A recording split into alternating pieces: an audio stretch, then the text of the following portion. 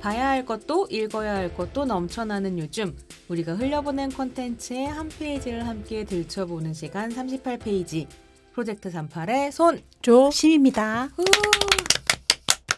네, 2025년 12월 4일 38페이지 시즌 1의 마지막 에피소드가 업로드가 될 텐데요. 바로 그 시간입니다. 페미니스트 필름 클래식 시작할 텐데요. 오늘의 작품은 시즌 1 내내 우리가 이야기했었던 바로 그 작품입니다. 언젠간 할 텐데요? 언젠간 할 텐데요? 이러면서 얘기를 했었죠. 정재은 감독의 고양이를 부탁해고요. 다시 봐도 참 좋아했던 영화고 여전히 좋은 영화구나 이런 생각 좀 들었어요. 그래서 이제 그 이야기를 하게 될 텐데 그 전에 스튜디오도 좀 예열하고 우리 텐션도 좀 올리고 이러기 위해서 짧은 스몰 토크 좀 나눠보죠. 오늘 제가 스몰 토크 주제를 정해왔는데요. 이 2025년 이제 마지막 달이잖아요. 그래서 회고를 좀 해보자. 2025년 어떠셨나 궁금합니다. 당신의 2025년 어땠나요, 신평? 네.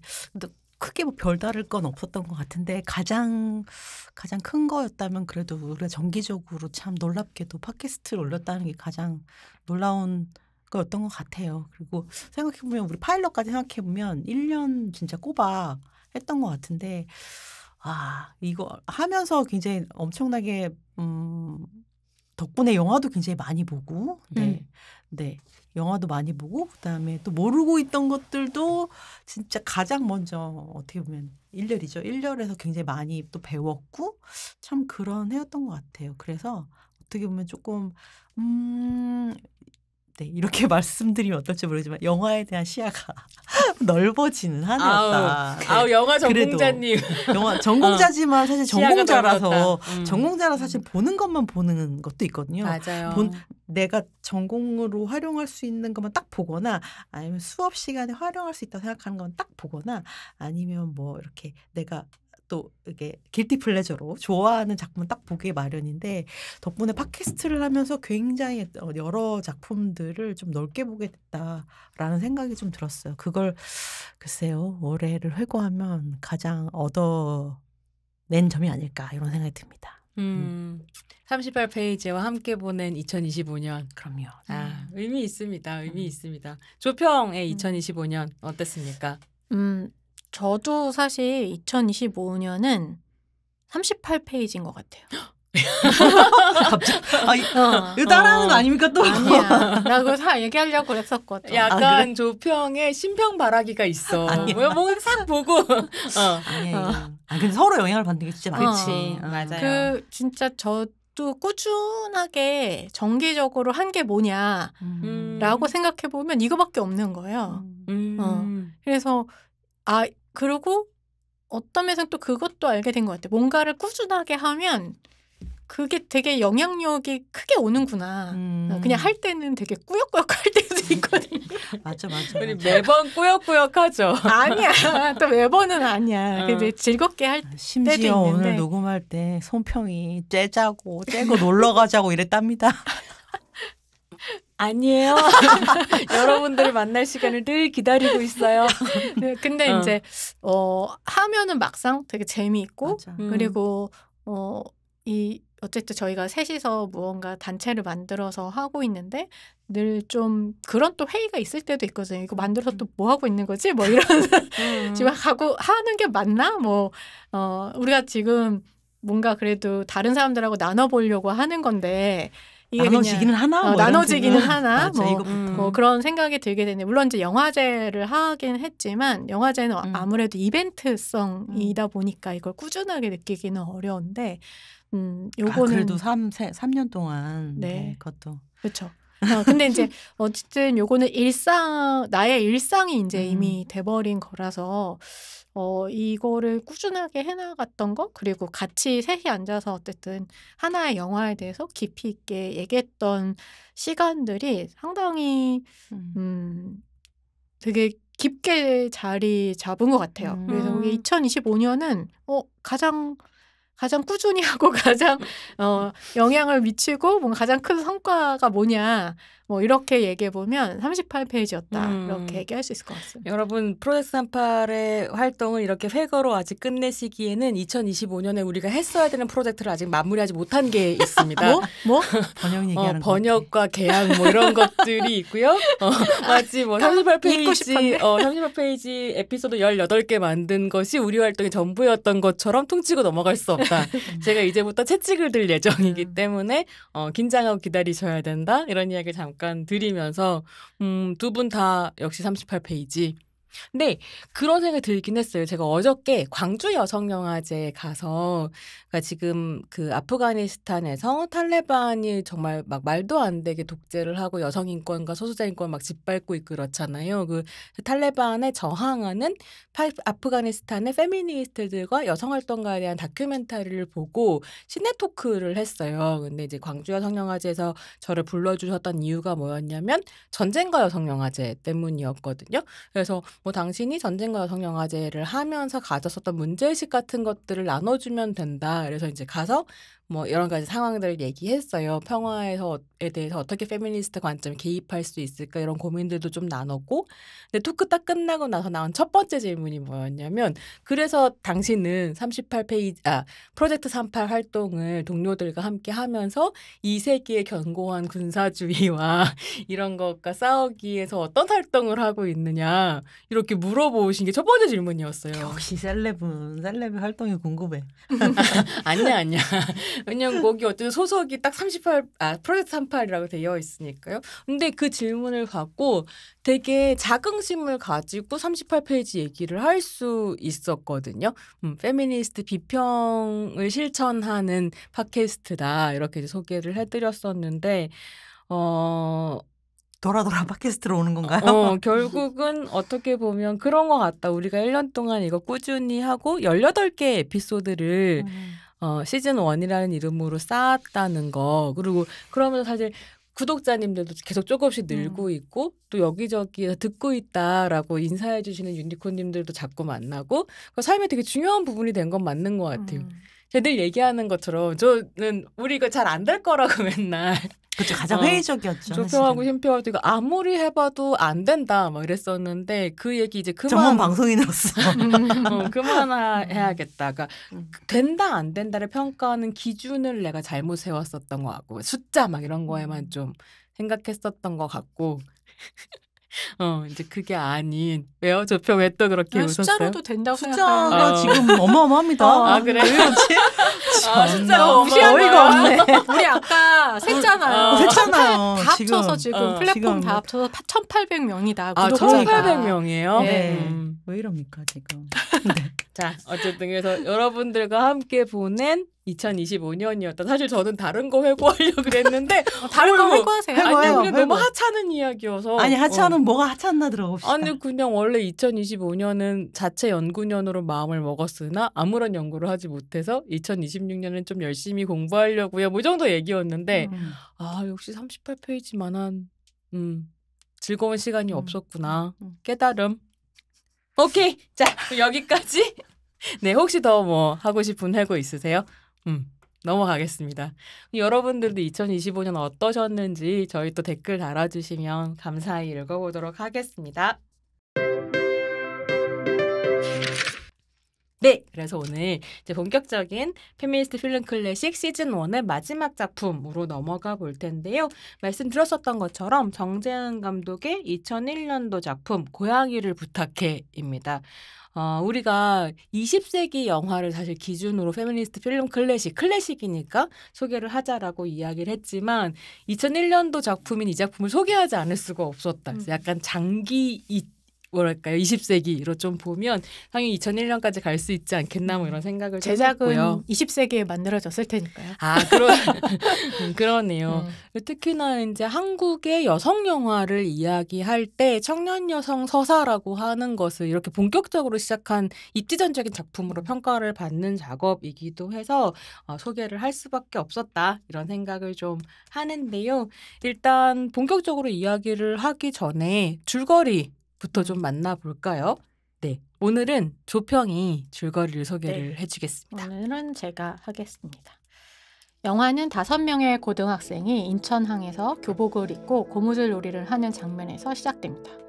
이들은 자유롭게 세상을 날고 싶은 엉뚱한 몽상가 태희, 사회로 첫 발을 먼저 내딛은 현실주의자 혜주, 생계를 위해 꿈은 잠시 뒤로 미뤄둔 꿈 많은 모험가 지영, 친구들의 든든한 버팀목 쌍둥이 비류와 온조, 이렇게 구성이 됩니다. 다양한 삶의 배경을 가지고 있는 여성들이죠. 졸업 후 이들은 각자 다른 길을 갑니다. 태희는 아버지가 운영하는 맥반석 찜질방에서 일을 하면서 봉사활동을 하고 있고요. 부모가 이혼을 하고 언니와 함께 살고 있는 혜주는 서울의 증권회사에서 사무보조 일을 하고 있습니다. 조부모를 모시고 살면서 공장 노동을 하다 해고된 지영은 일자리를 찾기 위해 노력하지만 취직이 쉽지 않습니다. 화교인 비류와 온조는 액세서리를 만들어 길에서 판매합니다. 삶의 경로가 달라지면서 조금씩 멀어지는 친구들, 그리고 그들 앞에 나타난 고양이. 고양이가 친구들의 사이를 회복시켜줄 수 있을까요? 없을까요? 네, 이거는 이제 손평의 문장. 네, 그렇습니다.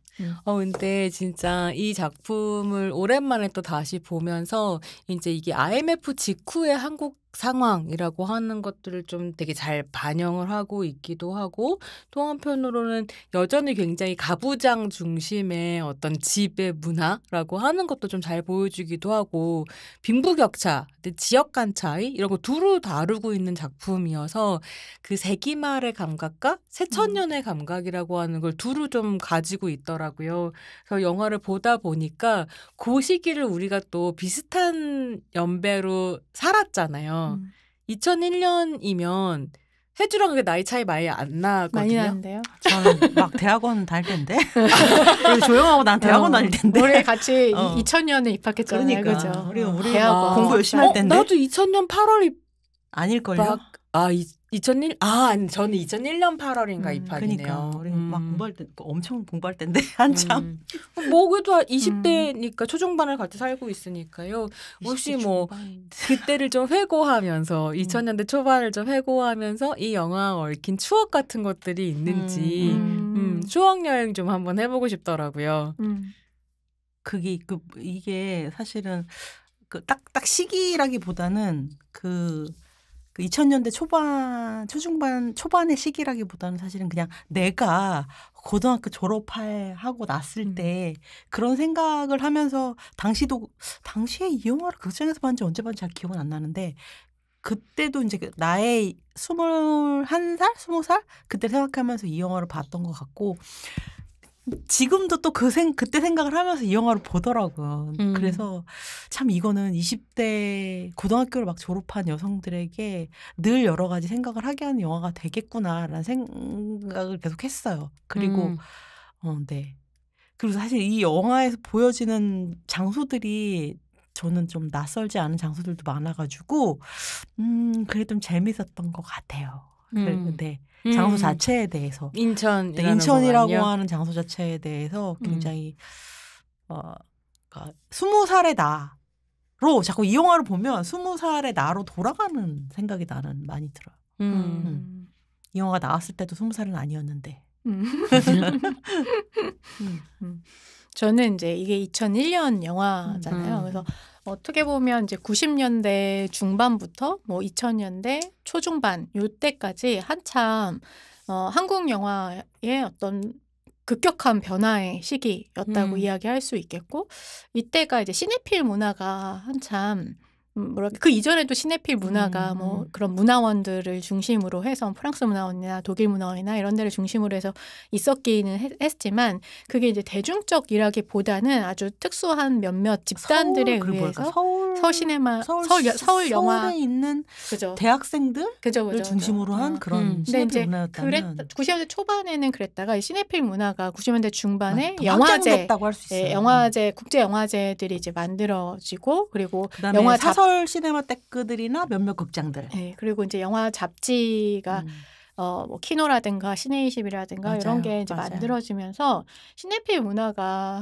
한참 이때 90년대 이제 중반부터 무르익다가 이게 결국은 이제 한국 영화에도 영향을 이제 미쳤다고 이야기할 수 있을 것 같아요. 맞아요. 한국 영화도 산업에도. 굉장히 좋은 영화들이 이제 많이 나오게 되고 뭐 그게 상업적인 기획 영화부터 어떤 면에서는 굉장히 좀 작가적인 독립 영화까지 한국 영화가 상당히 좋은 영화들이 막 쏟아지기 시작했던 때라고 이야기할 수 있을 텐데 이때 당시 고양이를 부탁해가 상당히 비평에서는 호평을 받았지만 관객 흥행에 있어서는 굉장히 처참한 어떤 면에서 지금 생각하면 상상할 수 없을 정도의 성적을 받았거든요. 그래서 다 해가지고 5천 정도의 관객이 든 거예요.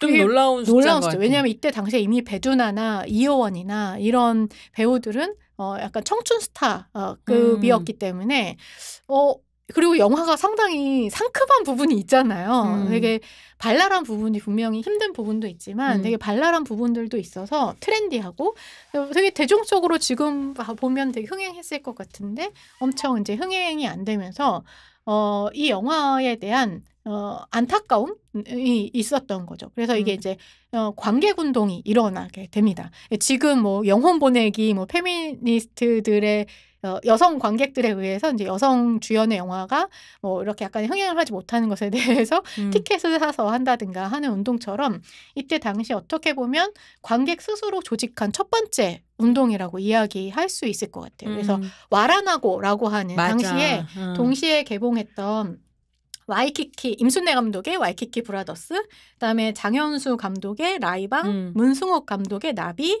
그다음에 정재은 감독의 고양이를 부탁해.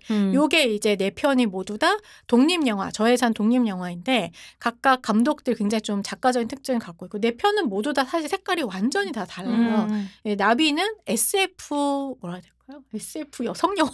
SF 디스토피아 여성 영화 라고 이야기할 수 있어요. 라이방은 약간 코믹한 그런 영화이고 와이키키 브라더스는 또 이것도 청년 그런 이제 영화 현실적인 굉장히 그런 드라마여서 네 개가 분위기가 되게 다른데도 이제 요 영화들을 관객들이 지지해서 다시 재개봉하게 만들고 상영회를 다시 조직하는 이런 운동들이 있었던 것이 이제 당시에 기억을 하고 있습니다. 그래서 고양이를 부탁해는 결국 인천에서 관객 이제 상영 조직을 해가지고 재개봉을 하기도 했어요. 근데 이게 최근에 보니까 다시 재개봉을 하고 있더라고요. 그러니까 지금. 이게 신기해. 21년에 4K로 일단 그 업스케일링해서 20주년 기념 재개봉을 했구나. 한번 했었던 적이 있고 그러면서 이제 서울국제 여성영화제에서도 이제 행사나 상영을 하기도 하고 그리고 나서 지금 또 이제 또 한번 하는 거죠. 그래서 이제 지금은 누적 관객 수가 얼마인가 봤더니 7천.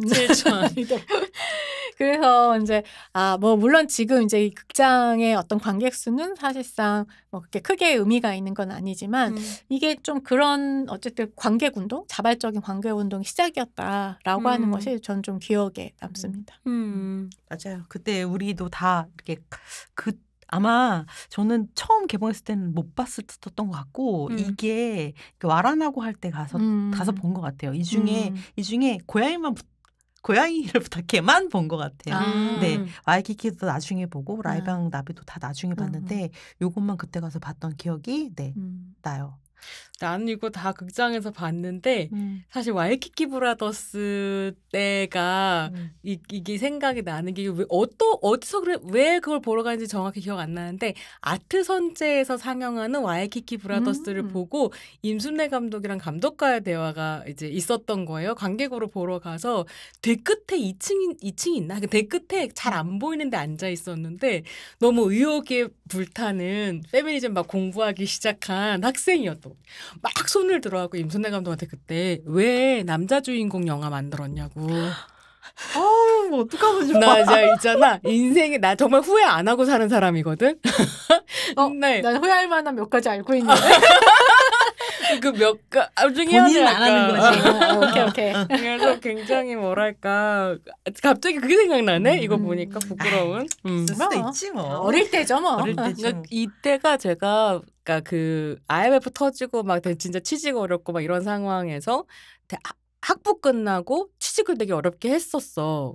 이제 케이블 TV 회사에서 일을 하다가 좀 깽판을 치고 쫓겨나다시피 그만두고 나와서 대학원 갔을 때거든요. 근데 그 대학원도 1차 떨어졌고 추가 합격으로 겨우 들어갔어요. 그래서 약간 열등생처럼 대학원 겨우 다닐 때 이제 말 안 하고 흐름과 함께 막 선배들이 막 이런 얘기 막 할 때 막 나도 막 주워 듣고 열심히 공부하고 이럴 때였었던 거예요. 그래서 그때가 그러니까 어떻게 보면 혜주나 지영이가 경험했던 그 낯선 공간에 들어가서 적응하기 위해 노력해야 되는 늘 나는 어딘가 미끄러지는 것 같고 이질적이고 고군분투하려고 하고 뭐 이런 기분이 나 대학원 초창기의 어떤 느낌이랑 되게 얽혀있다는 생각이 지금 언니들 얘기를 조평과 심평의 얘기를 들으니까 좀 나는 것 같아요. 그런 아련함을 또 주는 작품이다.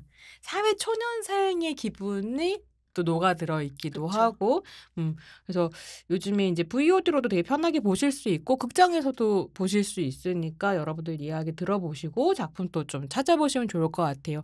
근데 이제 뭐 조평이 이야기를 한 것처럼 이 2001년도라고 하는 요 시기는 어쨌든 90년대에 새로 열리기 시작한 시네필 문화도 있고, 뭐 영화제들도 이제 열리기 시작했고, 독립영화라고 하는 게 독립영화제라든지 아니면 영화학교에 등장은 아니죠. 영화학교가 대중적으로 더 많은 학생들을 받기 시작하고 여기 안에서 또 막 새로운 감독들이 등장하고 특히 여성 감독들의 활동이 두드러지기 시작했었던 요 시기랑 좀 맞물리고 있고, 그랬을 때 이 새로운 여성 감독의 등장에 1기 정도 되는 사람 중에 한 명이 정재은 감독이었던 것 같거든요.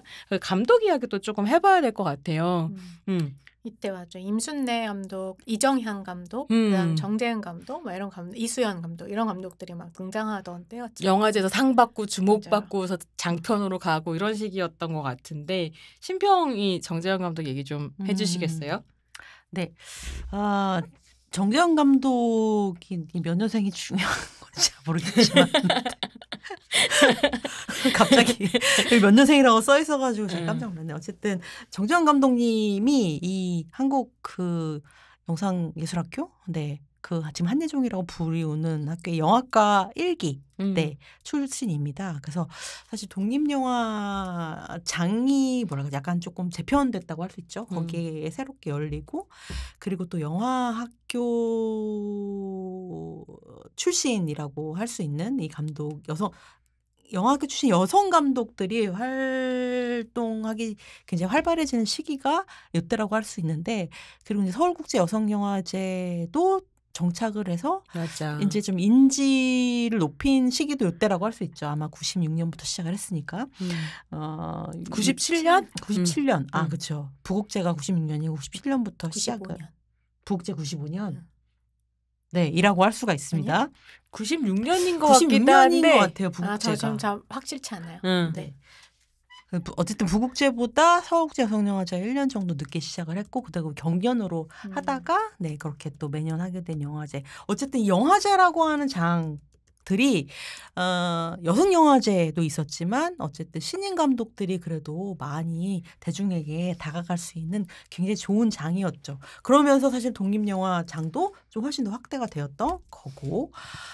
그래서 이제 99년에 이제 단편 영화 둘의 밤, 그다음에 도영일기 이런 걸로 네, 그 영상원에서 또 하는 영화제에서 최우수 작품상을 받기도 하고, 서울국제여성영화제에서도 최우수 작품상을 받으면서 이제 주목을 받기 시작을 했죠. 그리고 나서 이제 바로 오늘 작품 2001년에 고양이를 부탁해를 만들었고, 요 작품으로 장편 극영화의 데뷔를 한 거죠. 좀 전에 이제 조평이 얘기했던 것처럼 영화 자체의 흥행 성적은 좋은 건 아니었지만 굉장히 이 뭐랄까 팬 같은 관객들도 생기고 평단에서는 굉장히 큰 호응을 받았어요. 그 이후도 이제 해외에서도 개봉을 했다고 합니다. 미국, 영국, 일본, 홍콩에서 개봉을 했기도 했고, 이 정재현 감독의 이 작품은 굉장히 섬세하고 그다음에 치밀한 연출, 그리고 현장에서도 또 이제 굉장히 리더십을 엄청나게 가진 카리스마 감독으로 평가를 받았다고 합니다. 그 이후에 작품들이 사실은 많지는 않아요. 아주 많지는 않은데 이때 정권에서 이제 국가인권위원회를 설치하면서 그것과 관련된 영화들을 만드는 프로젝트들을 했는데 그 옴니버스 인권 영화 6개의 시선 이 국가인권위원회가 만든 옴니버스 영화 중에 제일 유명한 영화 같아요. 6개 시선이라고 하는 2003년도 영화 중에 그 남자의 사정 편을 만들기도 했고요. 그리고 나서는 또 그 충무로 영화라고 할 수 있죠. 2005년에 청년들의 성장 영화인 그 태풍태양이라고 하는 작품을 연출을 하기도 했습니다. 근데 이제 이 작품에서 이제 너 좋은 배우들이 있지만 또 배우가 중에 한 분이 조금 이렇게 안 좋은 일이 있어가지고 영화 자체가 조금 힘든. 그래요? 네, 기억 잘 안 나? 그리고 그리고서 좀 한참 좀 쉬었다가 그 다음에는 이제 좀 뭐 2가지 흐름을 가진 뭐 다큐멘터리와 극영화를 얘기를 할 수가 있는데 이제 건축가에 대한 이야기, 그래서 말하는 건축가랑 그 다음에 시티홀이라는 작품이 있고요. 그리고 나서 이제 고양이를 부탁해라고 하는 이후로 진짜 캣 펄슨인 감독님께서 고양이에 대한 관심이 굉장히 많아. 고양이를 돌려줘 이런 작품이 있었던 것 같은데. 그래서 뭐 아파트 생태계랑 고양이들의 아파트라고 하는 작품을 만드시기도 했고 여기는 살짝 빠졌는데 2017년에 나비잠이라고 하는 그 한국 일본 합작 작품을 만든 적이 있기도 합니다. 그렇게 작품을 만들고 계시고 그다음에 건축과 그다음에 도시공간과 그다음에 어떻게 보면 도시공간에서 유일하게 같이 살고 있는 동물은 사실 비둘기랑 고양이랑 밖에 없다고 얘기할 수가 있는데 야생으로 사는 친구들 그중에 이제 고양이에 대한 다큐멘터리들을 이제 꾸준히 만들고 계신 그런 감독님이십니다. 네. 부산국제영화제는 1996년에 1회를 했다고 하네요. 고양이를 돌려줘라고 하는 게 필모에 있는 건 봤어. 근데 작품을 보지는 못해가지고. 네, 그렇습니다. 그래서 사실 한편으로는 2001년에 한국 사회가 고양이 사회는 아니었었던 걸로 기억하거든요. 맞아요. 늘 개 사회였었지 한편으로는 생각해 보면. 근데 반려동물들은 거의 유일하게 당시만 해도. 근데 2000년대 중후반으로 넘어가면서 사실 고양이 열풍이라는 게 좀 왔었고, 그건 일본 문화 개방하는 거랑 좀 연결되어 있었다고 저는 시대적으로는 감각을 했었거든요. 여성주의랑도 관계가 크다고 생각합니다. 그것도 그럴 수 있죠. 근데 그랬을 때 이 고양이를 부탁해라고 하는 작품이 한국의 고양이 문화에 끼친 영향이 있지 않겠는가 그런 생각들도 좀 했었던 것 같아요. 그래서 그럼 우리 한 줄평 가보죠. 고양이를 부탁해 한 줄평. 조평부터 가볼까요? 저요? 네. 그냥 저는 이 인물들이 잘 살고 지금 어떻게 살고 있는지 잘 살고 있는지 뭐 잘까지는 아니라도 어떻게 살고 있는지 살아는 있는지 한번 그냥 보고 싶다. 이런 생각이 좀 들게 되는 것 같아요. 여전히 인천에 살고 있는지 아니면 인천을 벗어나서 해주는 뭔가 서울에서 살고 있을 것 같기는 한데 뭐 그런 생각이 그냥 들었습니다. 궁금해요, 진짜. 궁금해지는 영화인 것 같아요. 그래서 약간 캐릭터가 진짜 너무 생생하게 잘 살아있어요. 이 평을 듣고 나서 써니가 생각이 나는 거야. 왜 때문인지 알겠죠? 진짜 그러네요. 써니에서 써니 요즘에 다시 만나는 다시 애들이 궁금해가지고 찾아다니는 얘기인 거잖아. 제가 그 생각이 났네. 그러네. 그걸 영화로 만든 거네. 그렇지. 써니가 다들 잘 살고 있는지 보고 싶다. 한번 보고 싶다. 심평. 일가구 1테이 보급이 시급합니다, 여러분. 네, 배두나가 연기한 캐릭터가 테이죠. 네. 그래서 저는 나는 테이가 되지 못했지만 테이 같은 친구가 너무 있었으면 좋겠다 이런 생각을 했던 것 같아요. 왜냐하면 내가 이 영화를 이제 보면서 그러니까 사실 나의 이상적인 어떤 삶의 모델은 약간 해주처럼 뭔가 되고 싶었던 것 같아. 막 서울에 가서 막 뭔가 뭐 서울에 가서 뭐 중심에서 뭔가 사실은 중심이 아니죠. 해주도 그런데 가가지고 뭔가 세상 돌아가는 거라 이런 걸 막 빠릿빠릿 보고 할 수 있는 그런 사람이기를 바랬지만 나는 지영이가 아닌가 이런 생각을 하면서 그래서 태희 같은 친구가 있으면 좋겠다 이런 생각을 했던 것 같아요. 나는. 이게 나는 이 심평 얘기 들으면서 떠오르는 게 그때 막 이제 대학원 공부 시작할 때 와라나고 운동 경험하고 고양이를 부탁해도 극장에서 봤다 그랬잖아요. 그때 이 영화를 도대체 어떻게 해석해야 될지 너무 궁금하고 배우고 싶어하고 논문 검색을 했단 말이야. 근데 고양이를 부탁해를 가지고 거기에 등장하는 캐릭터들을 중심으로 애니어그램을 분석한 논문이 애니어그램이 한참 또 유행이었지. 영화 연구에 실린 거예요. 예컨대 뭐 심리학 학술지라든가 이런 거면 내가 이해했을 텐데 근데 그 애니어그램이 뭐냐면 사람 유형을 1번부터 9번까지 나눠요. 요즘은 MBTI 논문이 있을지도 몰라. MBTI 같은 거예요. 나 실제로 디즈니 캐릭터 MBTI 분석한 논문 봤어. 그러니까 있을 것 같다. 있어요. 그래서 뭐 자스민은 뭐고 뭐 엘사는 뭐고 이런 거 분석하는 논문들이 나와요. 뭐 자스민은 E고 엘사는 I고 뭐 이런 거야? 그렇겠지. 오 마이 갓. 뭐 분석해서 뭐 하는 거야? 엘사는 INTJ다 뭐 이런 것들을 이제 분석을 하는데 근데 이제 그 디즈니 캐릭터 재창조에 디즈니 캐릭터 영향을 같은 주는 논문이 경우는 되는 건가? 근데 디즈니 캐릭터 논문은 MBTI와 더불어서 컬러 사용을 분석함으로써 페미니즘이 어떻게 디즈니 캐릭터의 성격 변화나 뭐 색깔 사용 변화에 영향을 미쳤는가 뭐 이런 걸 분석하는 애였어요. 근데 창조적인데? 걔는 그래도 뭐 그럴 수 있다고 생각해. 왜냐면 또 리메이크 작품들을 가지고 분석을 했으니까. 근데 이 애니어그램 논문은 진짜 이상한 논문인 거예요. 그래서 근데 기억에 남는 게 뭐냐면 태희는 2번 유형. 이라는 거예요. 이번 유형은 뭐냐면 뭐 날개 쓰고 뭐 이런 거 있지 않았어? 막 희생하고 돌보고 이렇게 함으로 사랑받는 캐릭터가 2번이고 해주는 3번 유형이라는 거예요. 이런 얘기 할 거예요? 진짜 계속 할 거야? 3번은 들어봐봐. 3번은 난 못 듣겠어. 어떤 캐릭터냐면 성공을 위해서 질주하는 유형이에요. 성공이 인생에 되게 중요하다. 그래서 그러니까 뭐랄까 아주 의미 없는 얘기는 아니야. 캐릭터 되게 정확하게 분석해요. 아니 애니어그램을 하지 않아도 알 수 있는 거잖아. 애니어그램에 꼭 마지막으로 4번은 뭐냐면 4번은 지영이는 뭐냐면 4번 유형인데 4번은 뭐냐면 자신의 내면의 특별함을 추구하는 사람이라는 거예요. 그거 애니어그램 해야 알 수 있는 거야? 이거 이제 분석을 했더라고요. 그래서 근데 의미가 참 이런 생각이 드는데 왜 이 얘기가 생각이 났냐면 이렇게 각각의 캐릭터가 되게 특별하고 사실 개성을 가진 인물들을 만들어놨는데 아니 근데 비류하고 온조는 왜 얘기 그러니까 비류하고 온조는 해석을 안 했어. 비류 온조 괜찮은데 비류 온조는 9번일 수도 있겠어. 7번과 9번 어딘가요? 평화주의자거나 쾌락주의자거나. 네. 아니 근데 그랬을 때 왜 이 얘기 했냐면 우리가 아직 캐릭터 이야기 본격적으로 안 했는데 1가구 1태희가 필요하다는 게 무슨 말인가 라고 하면 어쨌든 타인을 돌보고 관계들을 연결하고 이게 이제 2번을 뭐 희생하는 유형이라고 얘기해서 그렇죠. 어쨌든 적극적으로 이 관계들을 연결해주는 사람이 태희잖아요. 그냥 나는 귀여운 사람이라고 생각했는데 1가구 1태희라고 다정하고 귀여운 다정이 중요하지. 패션 센스 있고. 아휴, 그래요. 그래서 저의 한 줄 평은 나도 좀 부탁해. 1가구 1태희 태희야 나도 좀 부탁해. 뭐 나도 다정한 사람이 맞아. 옆에 있었으면 좋겠다. 맞아. 우린 태희는 없는 것 같은데. 우리 중에 태희는 없는 것 같아. 갑자기 침울해져. 침울. 태희는 쉽지 않아, 진짜.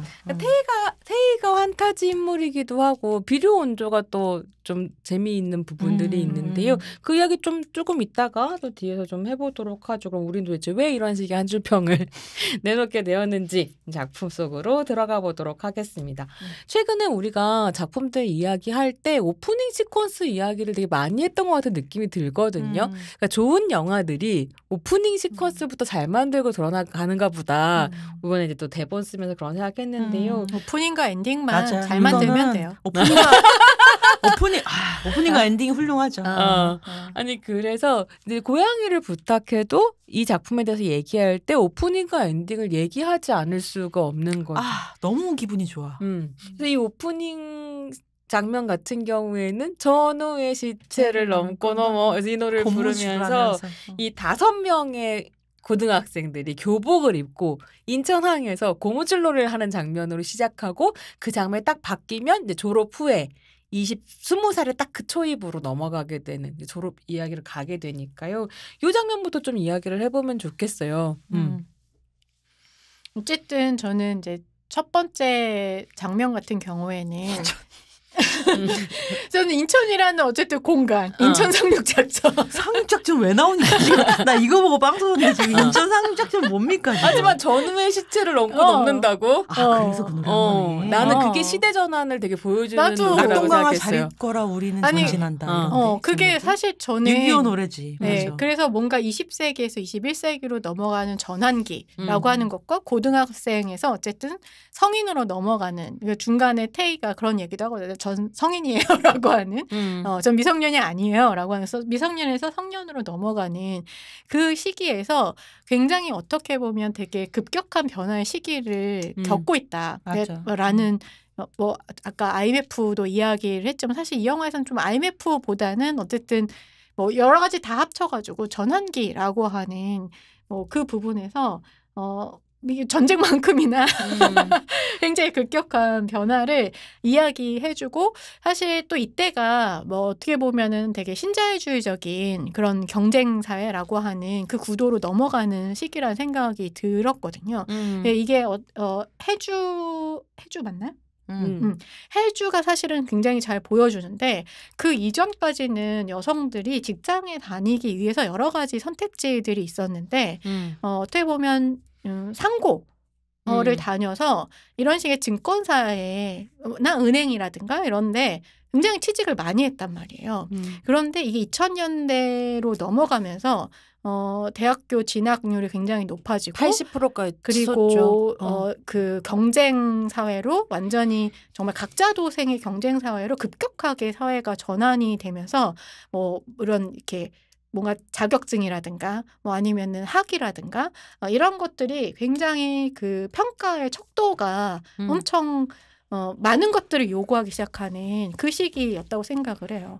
그래서 이 부분이 저는 되게 그냥 되게 러블리한 그런 장면이기도 하지만 사실 이 해주가 그것을 넘는 것이 얼마나 어려운지 그리고 뭐 태희랑 지영이도 사실 그런 변화하는 시기에 어떻게 대응하는 데 있어서 사실은 굉장히 물론 되게 해피엔딩처럼 끝나지만 힘든 무언가가 있을 거라는 거 이전과는 굉장히 다른 사회가 돼버렸다라고 하는 것을 저는 좀 보여주는 장면이지 않았을까라는 생각이 들고 그 다음에 이제 오프닝 타이틀이 나오게 되는데 너무 감각적인 거예요. 지금 봐도.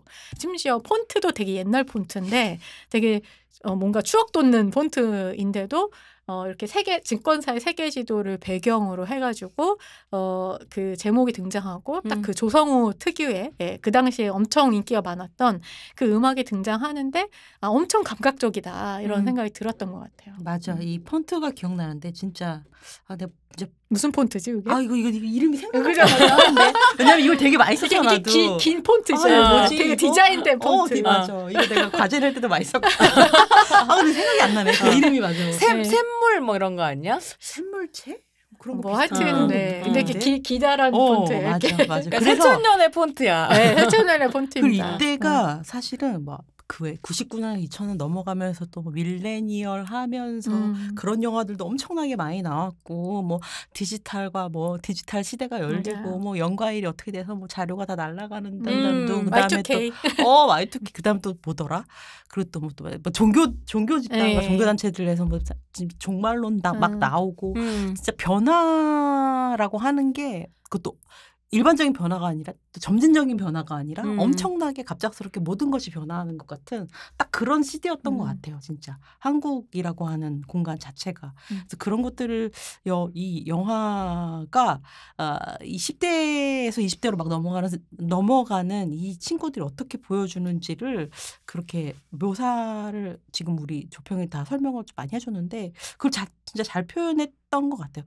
일상적이고 평범한데 또 엄청난 변화들이 다 각 개개의 일상에 녹아있는 상태들 보여줬고 여러분들 지금 그렇게 안 보실지 모르지만 진짜 되게 힙한 영화였거든요.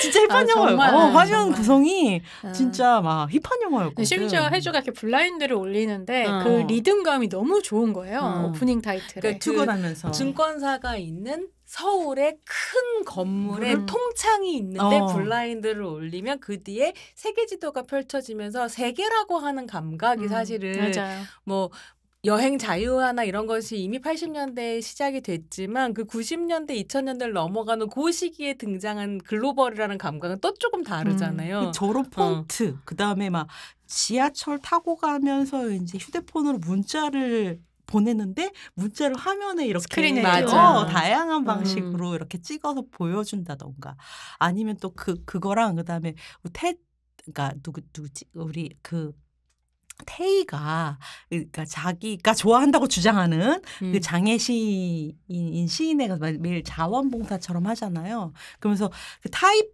시인의 시를 타이핑을 할 때 그 책상에 그 시가 이렇게 흘러간 자막이 나온다든지 그리고 또 그게 다 감각적이었단 말이죠. 당시에는. 근데 그게 화면 안에 타이포그라피를 그리고 얘네들이 또 동시에 함께 전화하는 장면이 있거든요. 이 4개로 분할해서 화면 전환을 하면서 연출하는 그 장면들이 당시엔 진짜 힙했거든요.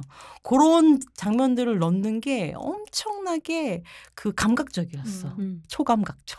그러니까 그 태희가 이제 자원봉사를 하면서 타이핑하는 것이 쉽지 않은 친구의 시를 이제 타이핑을 하는 그 장면이 되게 정말 태희가 자원 활동하는 그 장면이 굉장히 이 영화가 담고 있는 경계적인 순간이라고 하는 걸 되게 잘 보여주는 장면이라고 저는 생각하는데 되게 좋아하거든요. 그 이제 시를 쓰는 걸 도와주는 친구가 타자를 치는 것이 쉽지 않은 사람이기 때문에 태희가 가서 그 시를 타자를 쳐주는 이 이제 자원봉사를 하는 건데 컴퓨터로 찍을 수 있는 시대가 이미 열렸단 말이에요. 그래서 컴퓨터로 찍을 수도 있지만 시인이 시라고 하는 것은 물은 타자로 쳐야 되고 그리고 내가 타자로 쳐야 네가 와서 나를 볼 거니까 타자를 친다라는 얘기를 하고 그래서 타자를 치는데 그 밑에 컴퓨터 화면에 모니터에 뜨듯이 시가 이제 흘러가는 거 책상에 너무 디자인적이죠. 디자인적이고 그러면서도 지금이 어떤 시기를 지나고 있는지 감독이 정확하게 포착하고 있는 거기도 하고 태희의 성격도 너무 잘 보여주는 거기도 하고. 네, 어떤 사람들은 그 급변하는 시기 초고속 인터넷으로 넘어가고 그다음에 모두가 디지털 컴퓨터 PC를 쓰고 하는 이 시기를 사실 모두 다 따라갈 수 없잖아요. 지영이도 그렇고 뭐 해주는 따라가려고 막 하고 따라가는 걸 목표로 하고 아마도 따라갔을 것 같은 내 생각에는. 근데 사실 해주도 엄청 힘든 거죠. 그래서 그 모두가 같은 속도로 빠르게 초고속으로 가려고 하는 그거에 대한 좀 저도 반대급부처럼 어떤 사람들은 사실 그럴 수 없다. 그러고 또 그러길 원하지 않는다라고 하는 거를 이야기하는 것 같다는 생각도 들었던 것 같아요. 그리고 이 영화의 세련됨과 한편으로는 Y2K의 감성과 새천년의 느낌이라고 하는 것을 살려주는 건 역시 음악인데 음악이라고 얘기를 하고 보니까 떠오르는 작품이 하나 있었어요. 후아유라는 영화가 있었거든요. 조승우랑 이나영이 나왔고 여기서 조승우가 기타 치고 노래 부르는 걸로 완전히 빵 하고 뜨게 되는데 전 그 영화 되게 싫어했어요. 재미없었거든요. 하지만 이 영화가 그 델리 스파이스 노래라든지 이런 노래들을 이제 가지고 오면서 그 21세기에 새로 열린 어떤 감수성이라는 걸 되게 잘 보여주는 작품이었고 근데 그 영화는 사실 상업 영화였잖아요. 그러니까 그 비슷한 시기거든요. 고양이를 부탁해도 고양이를 부탁해 그걸 약간 선취한 부분이 있었다. 이나영도 청각장애인가 뭔가 그렇지 않았어요? 후아유에서? 아닌가? 그건 아니었던 것 같은데 제가 잘못 기억하고 있나? 근데 또 우리 너무 옛날에 본 영화여서 거기도 문자 이렇게 보내는 게 있었던 것 같아요. 있었을 것 같아요. 그게 그 새천년의 21세기로의 전환기의 어떤 미감 새로운 미감이기도 했겠다 이런 생각이 좀 들거든요. 근데 이 영화가 그렇게 세련되기도 하고 청춘의 발랄함이라고 하는 걸 그리고 있지만 저는 한편으로는 여전히 봐도 그때 당시에 느꼈었던 어떤 파국적 정조라고 하는 게 영화에 스며들어 있다는 생각은 좀 들었어요. 그러니까 아주 많은 것들이 급변하고 있고 완전히 새로운 세계로 말하자면 리부트 됐다라는 느낌을 가질 때 그 직전에 있었던 사건들이 예컨대 삼풍 붕괴라든지 성수대교 붕괴라든지 어떤 붕괴의 이미지, 하락의 이미지가 IMF까지 이렇게 덮쳐져서 분명히 한국 사회에 있었고 그 다음에 찾아온 새천년으로서의 2000년대가 이 급변하는 사회를 우리가 다 따라갈 수 있을까라고 하는 불안으로 왔었던 것 같기도 하거든요. 그래서 이 영화가 가지고 있는 그 쓸쓸함의 정조, 파국의 정조 이런 것도 좀 얘기해봐야 될 것 같아요. 그러니까 이게 사실은 우리가 지금 감각 영화가 구현하는 미학적인 감각 이런 것들이 지금 굉장히 힙하기는 한데 또 한편으로 보여주는 건 뭐냐면 이 영화 지금 이 손평이 얘기한 그런 그 약간 우울함의 감각이라고 하는 거는 사실은 공간성에서 굉장히 많이 나온다는 생각이 들거든요. 그러니까 그러한 시간성은 아마 서울의 그 여의도 증권가에서 흘러가는 시간성이었을 테고 그것과 대비적으로 이 영화에서 훨씬 더 많이 나오는 건 사실 인천이라고 하는 공간이죠. 거기를 이어주는 게 너무 지루하고 긴 그 지하철인 거고 그걸 보여주잖아요. 그래서 진짜 이 영화가 어떻게 보면 뭐랄까 그 시차의 시간이라고 보여주는 게 지하철과 그 인천이라고 하는 공간성인 것 같아요. 거기서 보면 진짜 보기 드문 진정한 로컬 영화다라는 생각이 진짜 많이 들거든요. 그래서 영화 전체를 인천 중구에서 촬영을 했고 그다음에 시작을 아까 얘기하는 것처럼 인천항 보여주고 나중에 그 인천항의 인천국회 터미널도 보여주잖아요. 해주랑 그다음에 태희가 아빠의 맥반석 그 찜질방에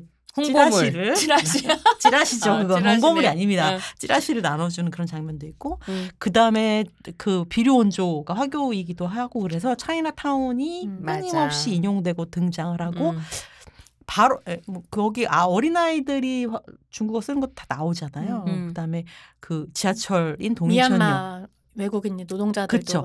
월미도에 가가지고 미얀마 노동자들과 이렇게 헌팅 당하는 얘기. 그다음 전체적으로 이 친구들이 사는 데는 만석동 주변 이렇게 쭉 나와서 그런 시차의 시간성을 보여주는 공간적인 설정과 그다음 또 2000년의 급격한 변화의 어떤 감각적인 힙함 이게 굉장히 잘 어우러진 영화라는 생각이 들어요. 그리고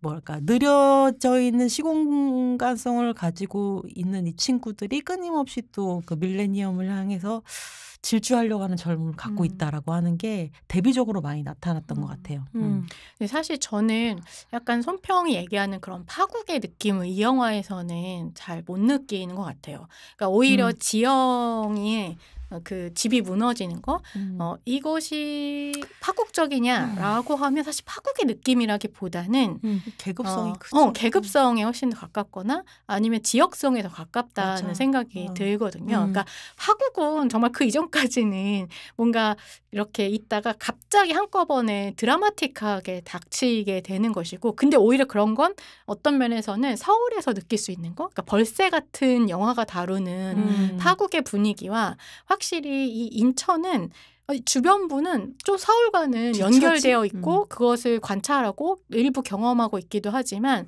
이 주변이잖아요. 대학을 다니지도 않고 전부 다.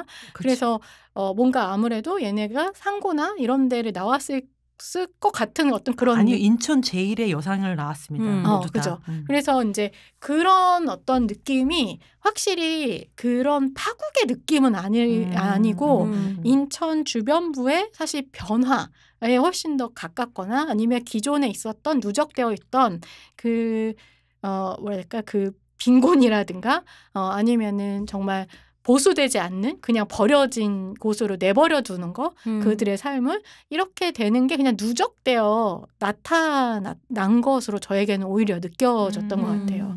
그러니까 그래서 그 지금 얘기한 심평이 얘기한 그러니까 굉장히 그 느린 지하철을 그리고 시간이 지나면 탈 수 없는 끊기는 그 지하철을 그 거리감이라든가 시간의 어떤 시차라든가 이런 것들을 그래서 되게 강조했다는 생각도 들기 때문에 사실 저에게는 이렇게 파국의 느낌은 좀 아니었다 이런 생각이 드는 것 같아요.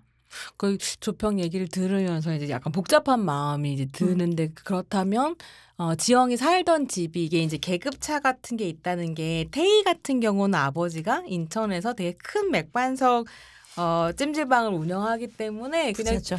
졸업하고 난 다음에 1년쯤 놀아도. 말하자면 영화에서 나온 표현으로 좀 놀아도 아빠 이제 찜질방에서 일하면서 이제 뭐 이렇게 뭐 좀 여유롭게 시간을 보낼 수 있다고 한다면 어쨌든 혜주는 서울 증권사에서 적응하기 위해서 뭐 고군분투하고 있고 지영은 해고당했기 때문에 되게 경제적으로 너무 어려운 와중에 부모님은 안 계시고 조부모님이랑 같이 사는데 그 같이 살던 집에 지붕이 무너져 내려서 근데 저희가 파국적으로 다가왔던 건 그 지붕이 그냥 무너져 내린 게 아니라 저한테 파국은 갑자기 닥쳐오는 게 아니라 그냥 일상 속에 계속 진행되는 어떤 시간의 문제로 느껴지는 부분들이 있는데 이건 되게 2025년적인 해석일 수는 있을 것 같아요.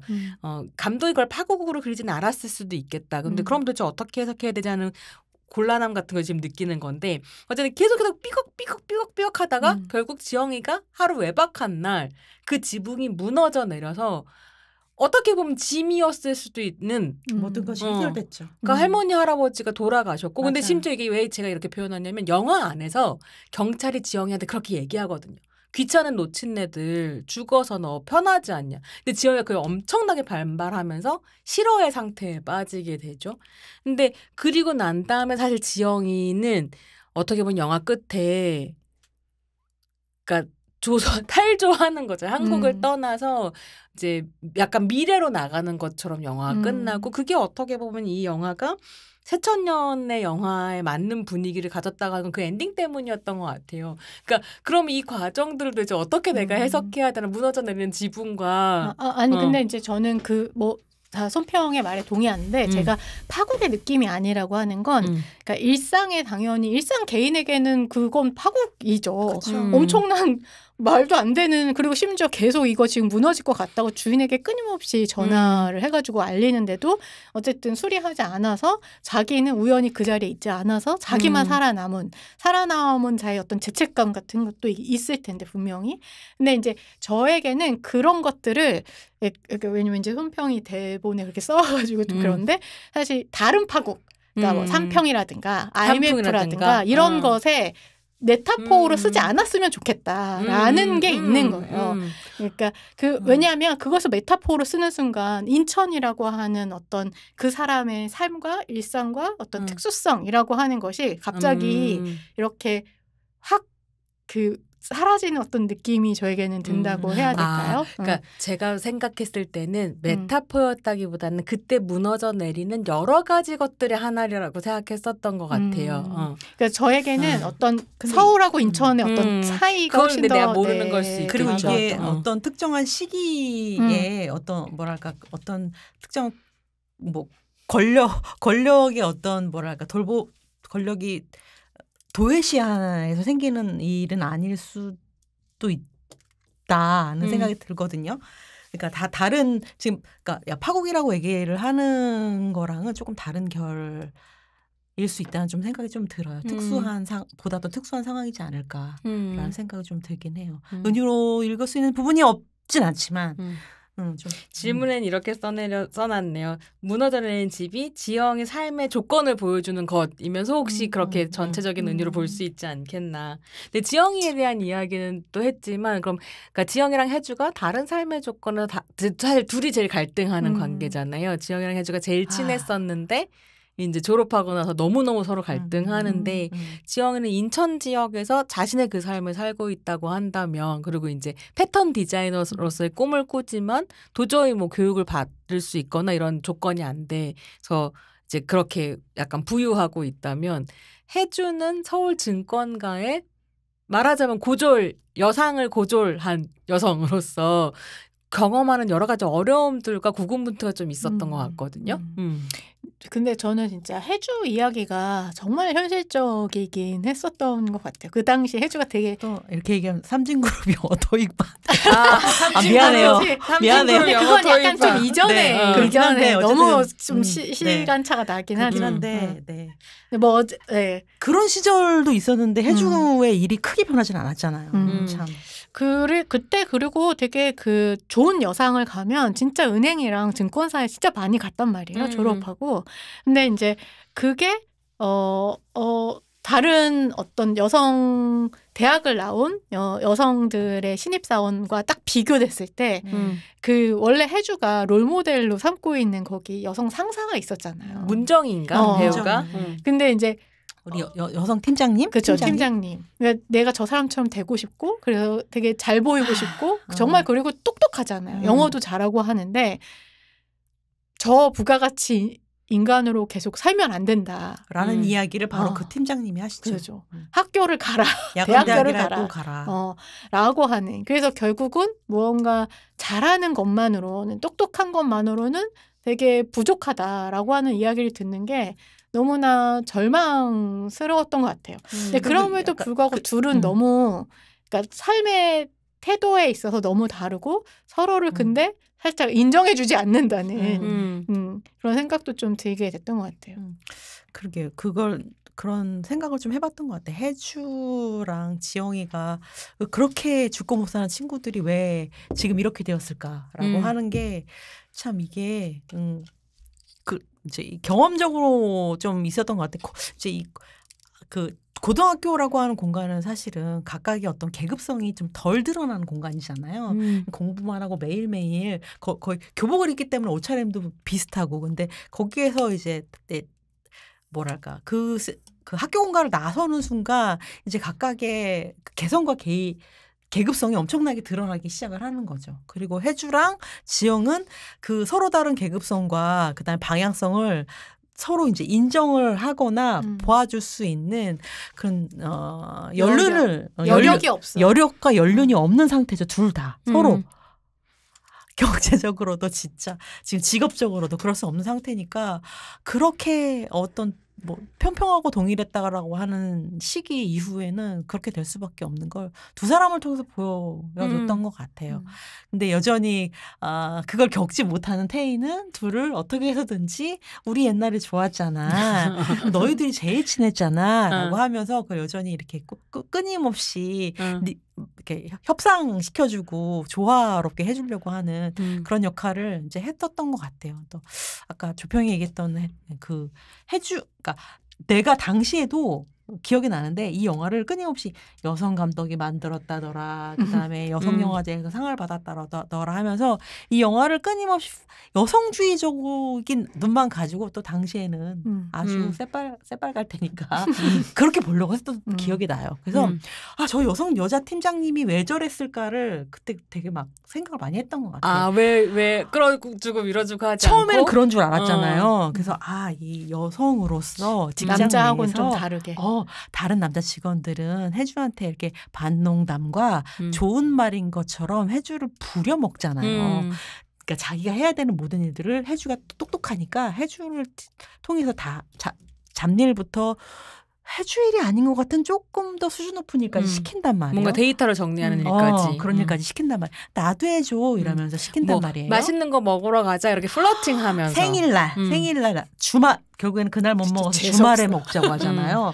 그렇게 활용을 하는데 이 팀장님은 달랐다고 나는 생각을 하고 있었고 계속 그런 식으로 우리 해주도 존경을 하면서 저 팀장님처럼 해야겠다. 팀장님 자리에 몰래 앉아도 보고 맞아. 팀장님처럼 돼야겠다 이렇게 얘기하잖아요. 근데 그 팀장도 사실은 해주에 대해서 뭔가 같은 여성 후배로 이끌어주겠다라고 하는 마음을 철저하게 갖고 있지는 않았다는 생각이 그 다른 대학을 나온 여자 후배들이 나왔을 때 다르게 대하는 태도를 보고 이게 참 뭐랄까 이게 현실인가? 라는 생각을 하면서 당시 현실이었나? 라는 생각을 하면서 해주는 정말 큰 오해를 하고 있었구나라고 생각을 하면서 그 다음부터는 여직원 회에 나가잖아요. 모임에 회비도 내지 않았던 직원과 여직원의 차이가 있는 거예요. 그리고 똑같은 여자라고 보여도 계급과 그다음에 뭐 학력과 계급에 따라 차이가 있다라는 걸 그때 깨달았던 거죠. 그리고 여직원 회에 나가기 시작을 하죠. 그래서 그걸 보면서 굉장히 잘 그려냈다는 생각이 들었어요. 어떤 면에서는 계급 정체성이라고 하는 것을 그러니까 보여주는. 여성들 사이에 있는 계급 정체성이라고 하는 것도 보여주고 있는 건 거죠. 그래서 근데 뭐 지영이랑 혜주의 관계에 대해서 좀 얘기를 해보자면 그러니까 인생의 경로가 달라지고 이런 것들도 분명히 있고 아주 그러니까 사적인 관계 안에서 틀어지는 부분도 있었을 거라고 생각해요. 그러니까 고등학교에는 왜냐면 혜주랑 지영이가 너무 다른 캐릭터잖아요.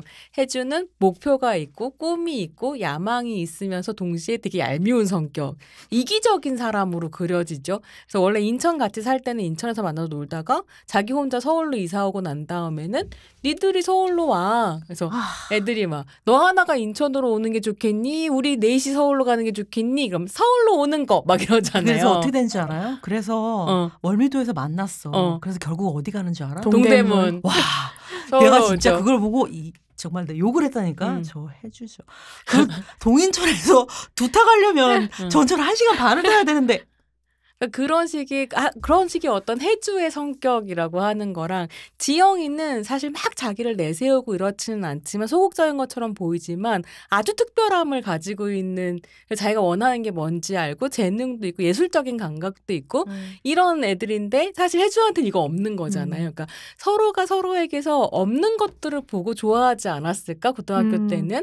근데 이게 이제 그러니까 고등학교 졸업하고 난 다음에는 그 장점들이 그게 싫어지는 거예요, 점점. 단점이 되어버리는 이거를 거지. 극단적으로 사실 추구해가기 시작할 때. 그래서 저는 그런 생각 들었어요. 혜주가 되게 막 물색 없어 보이고 남한테 관심 없어 보이기 때문에 지영이를 사실 신경 안 쓰지 않았을까처럼 보여도 사실은 엄청나게 자기한테 없는 지영이의 어떤 면모라고 하는 걸 신경 쓰고 있지 않았을까. 있었을 거다. 질투하고 있었을 거다. 애증인 거지.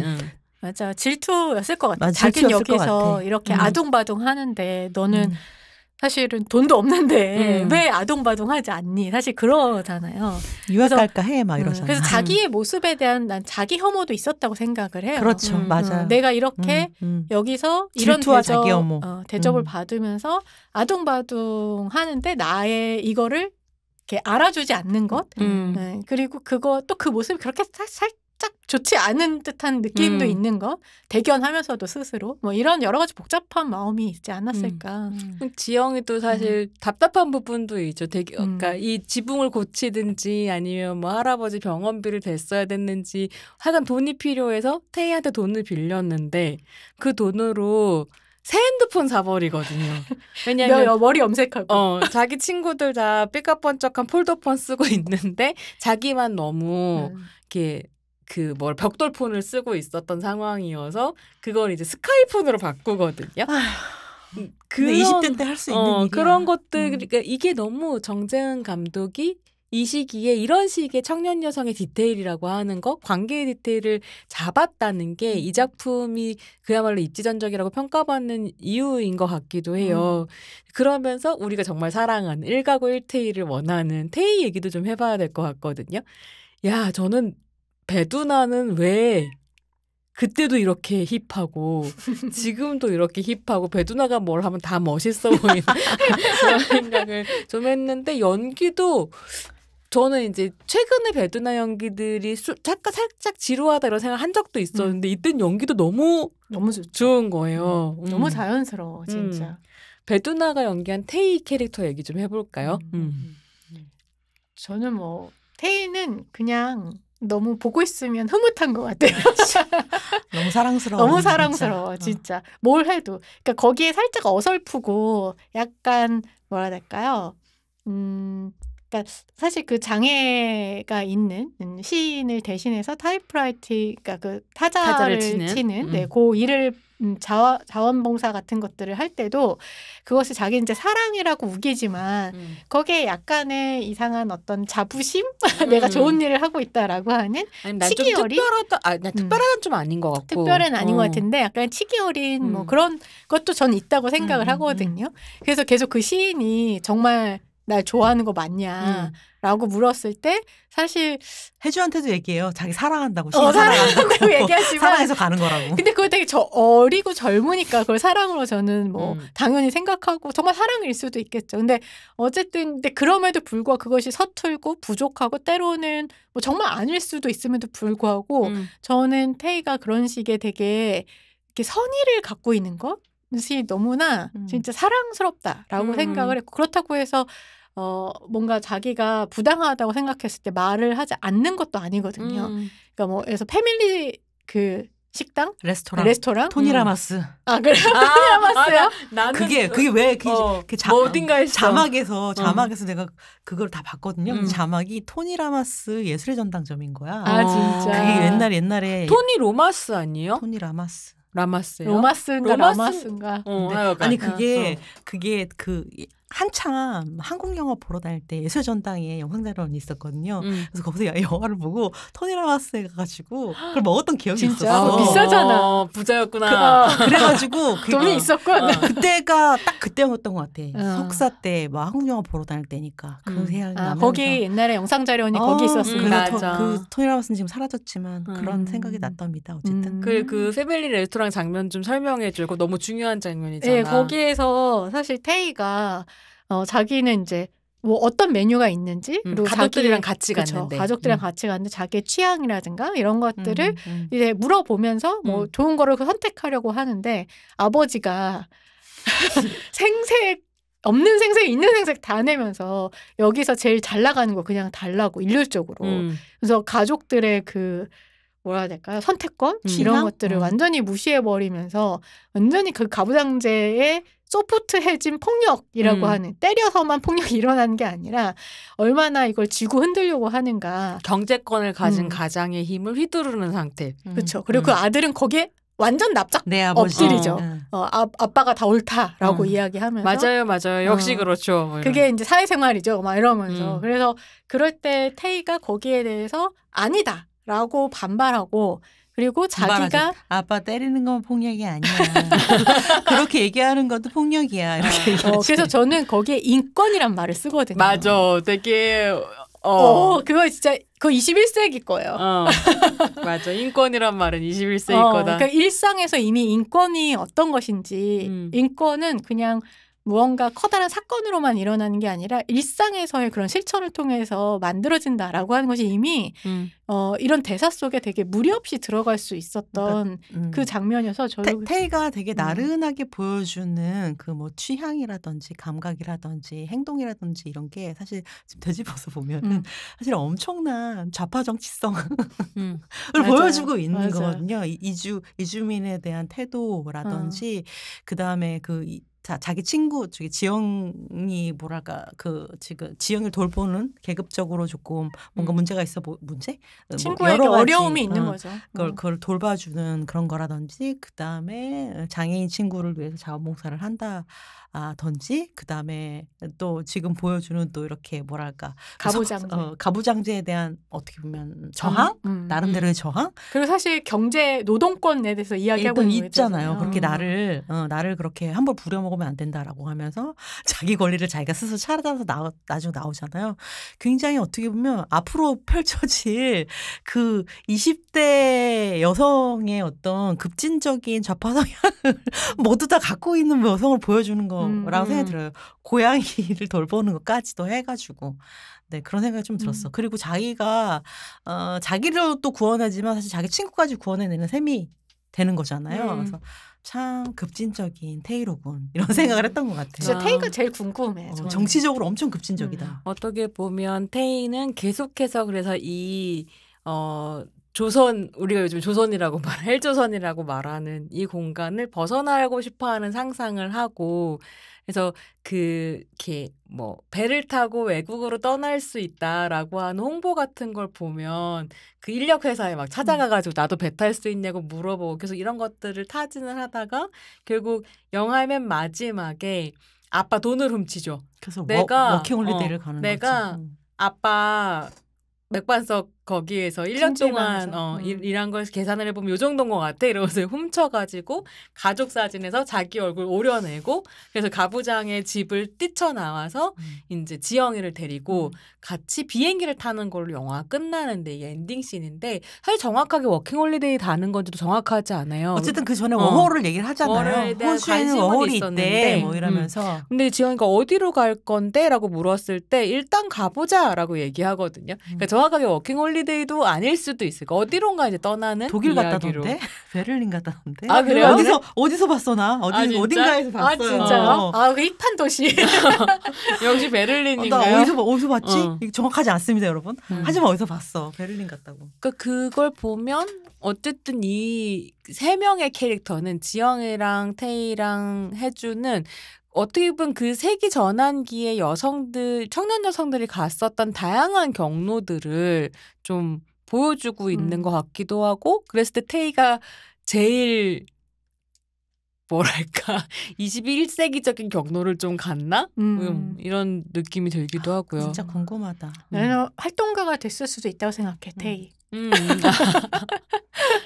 뭐 나는 혜주는 대학 갔을 것 같아. 혜주는 당연하죠. 혜주는 대학을 안 가고는 못 배겼을 것 같다는 생각이 좀 들고 그 저 부가가치 인간이라고 하는 평가를 자기 것으로 만들지 않았을 것 혜주는 같다. 어쨌든 자기 월급으로 업그레이드 할 수 있는 건 계속 업그레이드 했잖아. 외모부터 사는 곳부터. 라식 수술도 하고. 그러니까요. 나중에 보니까 언니를 떠나보내면서 보니까 얘가 명품 핸드백을 메고 있더라고. 혜주는 남들 하는 건 다 한다. 분명히 업그레이드 했을 것이다. 지영이는? 지영이는 텍스타일 저기를 했잖아요. 텍스타일을 해서 계속 그걸 하고 싶어 하는데 뭐 어떻게 해서든 어디선가 아티스트가 되어 있지 않을까? 베를린 가서 아티스트 됐나? 그러니까. 그럴 수도 있지. 근데 회사 디자인하는 독일의- 회사는 안 갔을 것 같고 아티스트를 했을 것 같아. 독일의 그러니까 대학 등록금 없잖아요. 없었잖아요. 맞아요. 그 시절에. 지금도 없지 않아요? 없을걸요? 이것도 독일 조금씩 달라지고 있다고 들었던 것 같아서 모르는 얘기니까 일단 넘어간다면 비류와 온조는 우리 비류 온조 얘기 못했어요. 비류와 온조는 너무 행복하게 잘 살았을 것 같아. 뭘 했어도. 둘이니까. 둘이니까. 그 비류와 온조가 사실은 저기 이름을 그걸 했다는데 백제를 뭐랄까 창건한 이 사람이 비류와 온조인데 그 이름을 붙여줬다고 하더라고 감독이. 그리고 사실 이 영화에서 이름은 그 원래 본명이 있었는데 이 영화 이후에 이 두 쌍둥이가 비류와 온조로 이름을 바꿨어요. 아 진짜? 진짜로. 지금 뭐예요 배우들은? 그래서 내가 또 인스타를 찾아가지고 뭐든지 인스타를 하고 있어. 아 진짜? 인스타 하고 있어 둘이 쌍둥이. 그 뭐 하고 사세요? 지금? 그냥 뭐 인스타를 그리고 뭐 공부도 하고 하시는 것 같던데요. 네. 인플루언서? 그러니까 아주 큰 거는 아니어도 그래도 활동 이렇게 하시는 것 같고 제일 우리가 아마 비류와 온조도 궁금했었던 것 같은데 다들 우리가 지금 태희 얘기를 많이 하고 있지만 제가 본 FWD라고 하는 그 젊은 친구들이 하는 웹진에서도 이거를 가지고 네, 이걸 가지고 토론을 이렇게 쭉 굉장히 그 토론한 뭐랄까 글도 되게 재밌습니다. 여러분 찾아서 보세요. 그걸 보시면 오히려 태희보다 비류와 온조가 굉장히 환타지적인 친구 아니냐. 저도 환타지라고 이런 생각해요. 친구들이 어딨냐. 그러니까 묵묵히 그 자리에 맨날 있어주고. 맨날 있어주고 분위기 다 밝게 맞아. 해주고 집을 내어서 파티도 해주고. 안정적인 사람들. 고양이도 돌봐주고 야 찬용이까지 돌봐줘 얘네들은. 맞아. 야 해주 짝사랑하는 찬영이. 야, 찬용이도 불러. 찬용이가 이런 거 같던데 이러면서 찬용이까지 돌봐주는 이게 오히려 환타지적인 친구들 아니냐. 저도 쌍둥이고 이런 애들 없다 이런 얘기를 하더라고.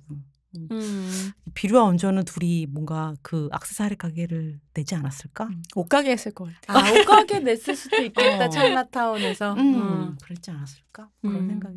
비류와 온조 엄마, 그러니까 할머니 할아버지는 잠깐 등장하잖아요. 엄마 아버지는 뭐 하고 있는지 모르겠지만 뭔가 차이나타운에서 큰 장사를 하고 계셨을 굉장히 것 같다. 훌륭한 자영업자가 되지 않았을까 이런 생각이 들었어. 이제 조금씩 마무리를 좀 해봐야 될 것 같은데 그래도 영화가 되게 사랑스럽고 이러니까 좋아하는 장면이 있을 것 같아요. 제일 좋았던 장면 하나씩 꼽아볼까요? 없어요? 저는 그래도 오프닝인 것 같아요.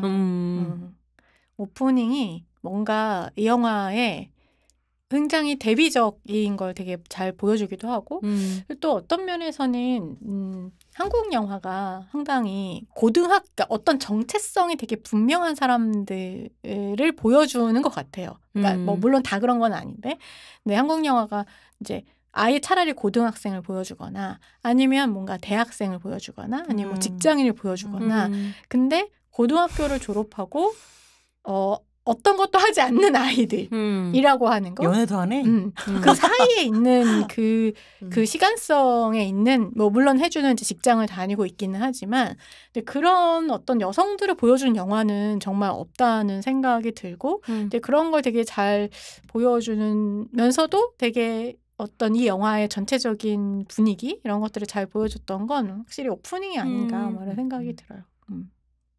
심평. 난 뭐 왠지 모르겠는데 왠지 모르겠어. 근데 그 누구지? 태희가 그 지영이가 연락이 안 되니까 지영이는 집에 찾아가거든요. 찾아가잖아요. 찾아가서 할머니가 만두 주는 장면이 자꾸 생각나. 왜 그런지 모르겠어. 그걸 꾸역꾸역 먹고서 체하잖아.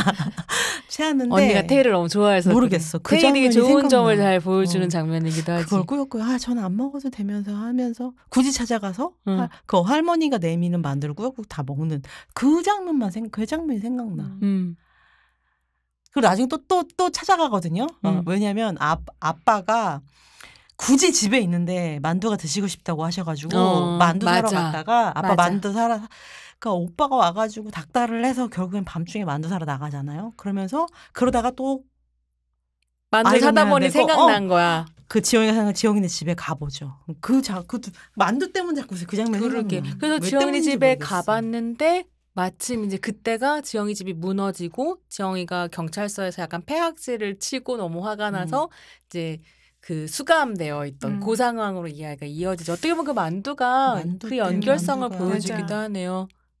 그 장면이 생각나. 저는 역시 엔딩인 것 같아요. 지영이랑 지영이랑 태희가 훔쳐 나온 돈을 가지고 한국을 떠나서 새로운 세계를 찾아가는.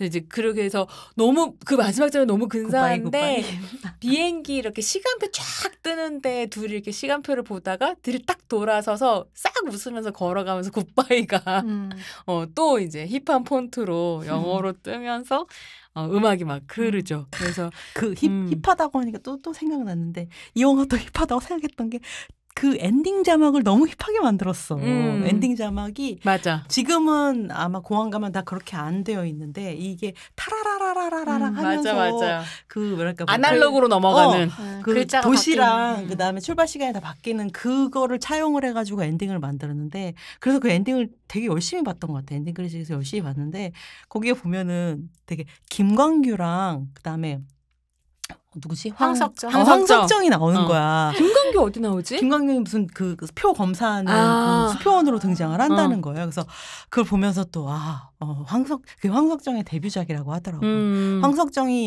이 영화에서 우리 지영이를 계속 돌봐주는 그냥 청소노동하는 그 인천국제공항에서 일하는 동장님?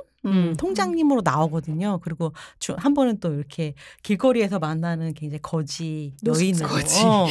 너무 오랜만에 거기에 거지 여인이라고 써있어요. 저기에는. 엔딩 크레딧에 두 가지 역할을 하는 황석정이 나오는데 그 엔딩 크레딧이 힙한 거 당시에는 몰랐겠지만 힙했던 거랑 지금 다시 보니까 그런 지금 걸출한 배우들이 조연으로 출연한 영화였다라고 하는 걸 다시 확인할 수 있어서 또 재밌었다.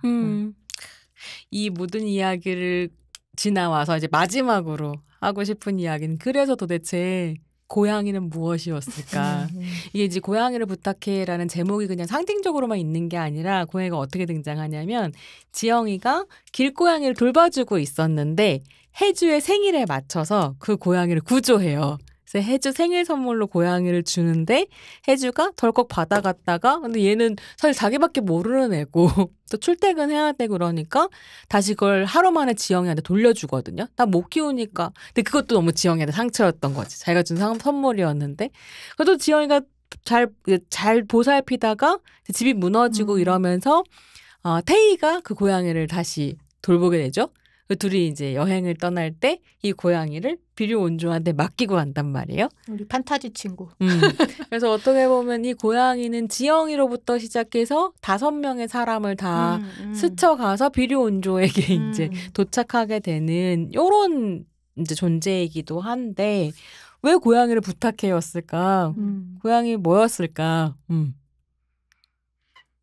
난 잘 모르겠어요. 여전히 잘 모르겠어서. 저도 잘 모르겠어요.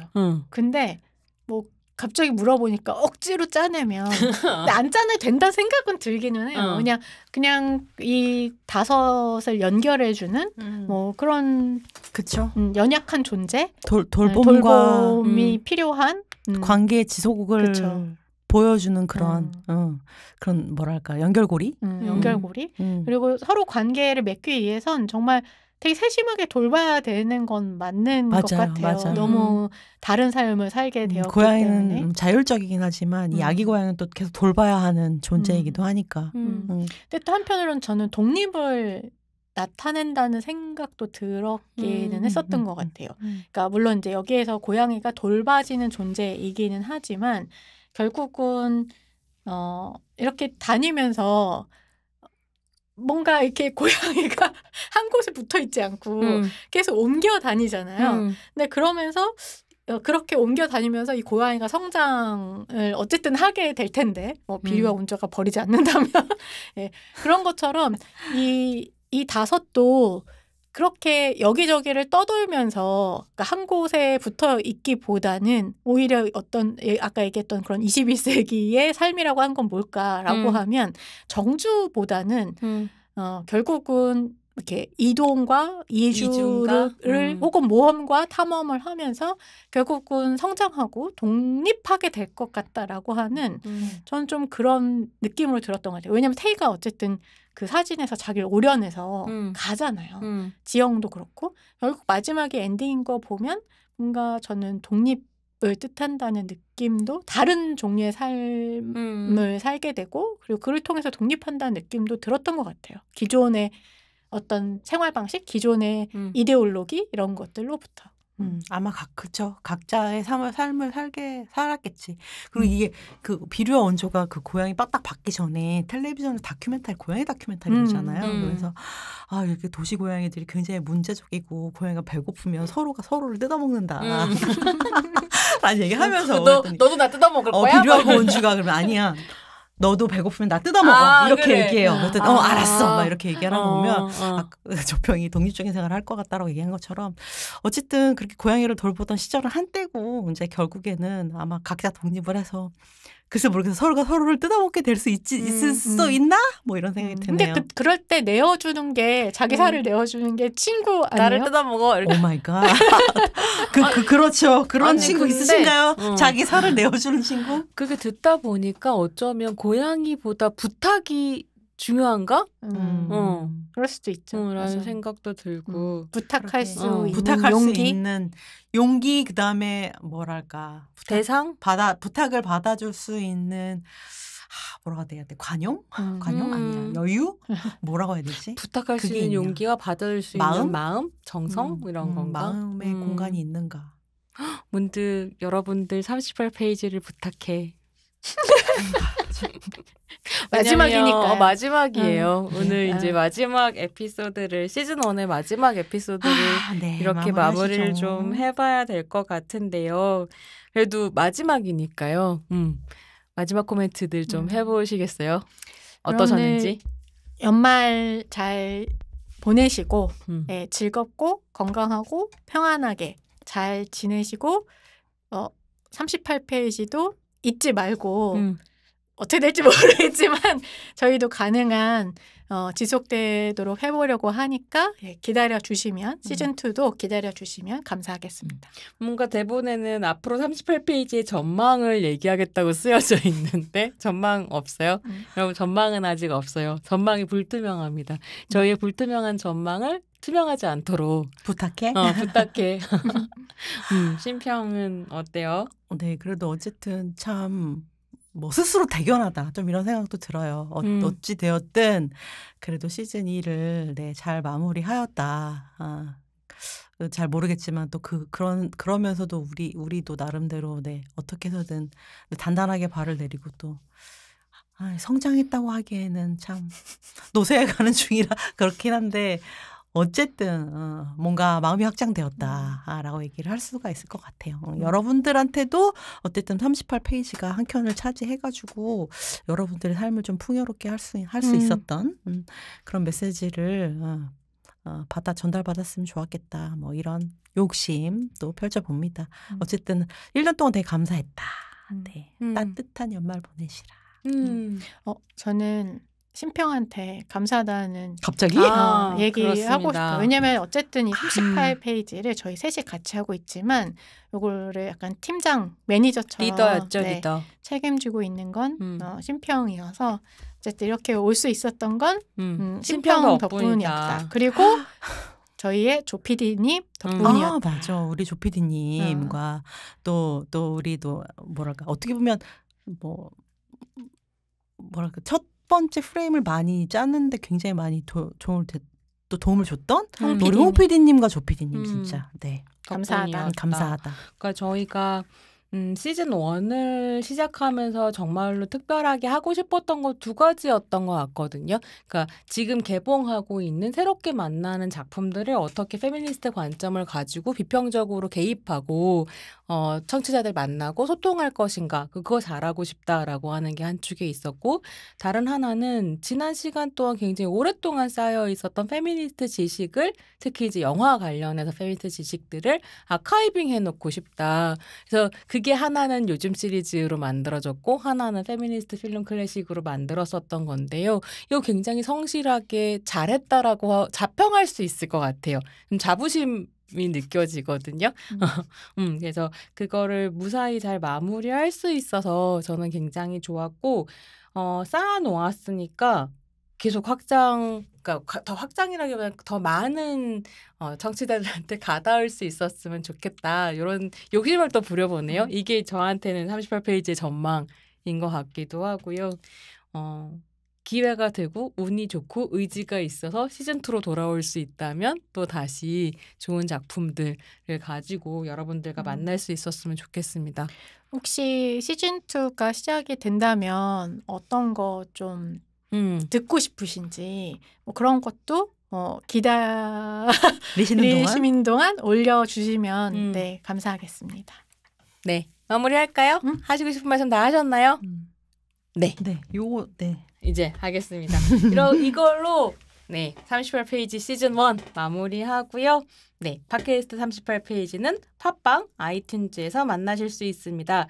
또 유튜브 프로젝트 38을 검색하시면 녹음실에서 웃고 떠드는 손조심 모습까지 보실 수 있고요. 각각 편한 플랫폼에서 좋아요, 댓글, 구독, 알람 설정 해주시길 바랍니다. 손조심에게 힘을 주시고 싶으신 분들은 팟빵에서 에피소드 후원이나 정기 후원을 하실 수 있습니다. 많은 관심 부탁드리고요. 38페이지에 광고하고 싶으시거나 협업을 원하시는 분들은 이메일 5.project38@gmail.com으로 연락을 주시기 바랍니다. 마지막 문장을 읽으려니 서운해서 하기 싫다. 조금 더 천천히 하고 싶다. 네. 해야겠죠? 네. 흘려보는 페이지 속 어딘가에 머물러 함께 들여다보고 생각하고 나누는 시간 38페이지. 지금까지 손조심이었습니다. 안녕. 감사합니다. 감사합니다.